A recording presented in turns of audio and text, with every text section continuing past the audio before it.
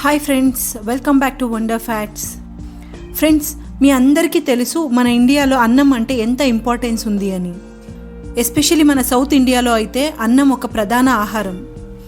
మన భారతీయ సంస్కృతిలో అన్నం పరబ్రహ్మ స్వరూపమని ఎంతో గౌరవం ఇస్తాం. ఎన్ని వంటలు తిన్నా, ఏమేం తిన్నా, చివరికి అన్నం కొంచెం తినకపోతే అసలు భోజనం చేసిన ఫీలింగే రాదు. మీకు కూడా అలాగే అనిపిస్తే కామెంట్ చేయండి. అలాంటి అన్నం వండుకోవాలంటే ఇప్పుడు మార్కెట్లోకి రకరకాల బియ్యం వచ్చేసాయి. సోనా మసూరి అని, బాసుమతి రైస్ అని, బ్లాక్ రైస్, రెడ్ రైస్, ఇలా రకరకాల కలర్స్, రకరకాల రుచులు, గుణాలు. ఒక్కొక్క వంట కోసం ఒక్కొక్క ప్రత్యేకమైన బియ్యం ప్రసిద్ధి చెందింది. అలాగే ఈ బియ్యం కూడా ప్రాంతీయ వాతావరణం, మట్టి, పోషకాంశాల ఆధారంగా పలు రకాల బియ్యాలు ఉన్నాయి. ఈరోజు ఇక్కడ మనం దేశంలోని వివిధ ప్రాంతాల నుంచి వచ్చిన 5 రకాల బియ్యాల గురించి తెలుసుకోబోతున్నాం. అందులో ఏ బియ్యం మంచిది, మన హెల్త్ కండిషన్స్కి ఏ బియ్యం తింటే మంచిది, డయాబెటిక్ ఉన్న వాళ్ళు ఏ బియ్యం తినాలి, ఇవన్నీ ఈ వీడియోలో తెలుసుకుందాం. నంబర్ 1, సోనా మసూరి. మొదటగా సోనా మసూరి ఫేమస్ రైస్ గురించి తెలుసుకుందాం. ఎందుకంటే ఇది మన ఆంధ్ర మరియు తెలంగాణలో ప్రసిద్ధమైన ఒక దక్షిణ భారత జాతి. మీడియం పొడవు గల ఈ ధాన్యాలు వంట వండినప్పుడు మెత్తగా మరియు విడివిడిగా ఉంటాయి. ఇవి బాస్మతి కంటే తేలికైనది మరియు పాలిష్ చేసిన ఈ తెల్ల బియ్యం త్వరగా శక్తినిస్తుంది, జీర్ణక్రియకు సహాయపడుతుంది, బ్లడ్ షుగర్ లెవెల్స్ని కంట్రోల్ చేస్తుంది. అందుకే ఈ బియ్యాన్ని డైలీ యూజ్కి రోజు మనం యూజ్ చేస్తూ ఉంటాం. మన సౌత్ ఇండియాలో చాలా పాపులర్ అండ్ చాలా ఎక్కువగా యూజ్ చేసే బియ్యం సోనా మసూరినే. Number 2, basmati rice.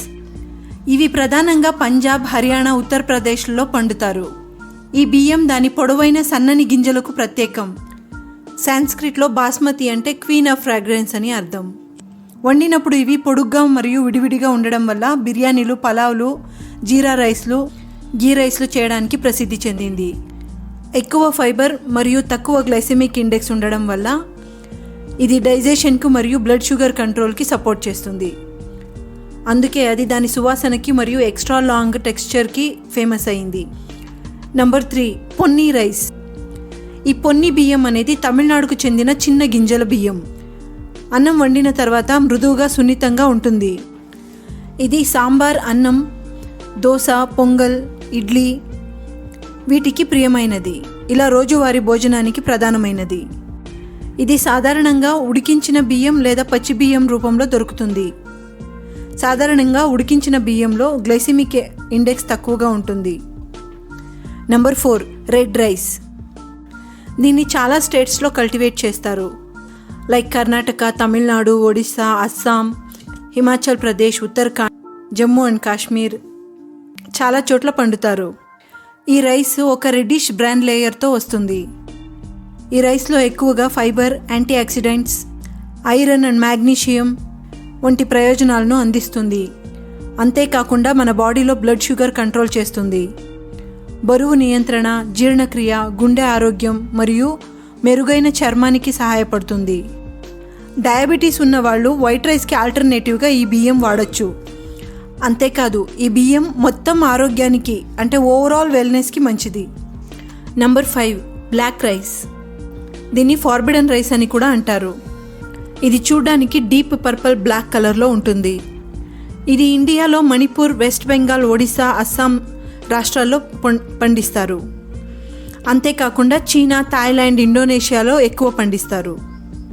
ఇది స్లైట్గా స్వీట్ ఫ్లేవర్ అండ్ చీవీ టెక్స్చర్లో ఉంటుంది.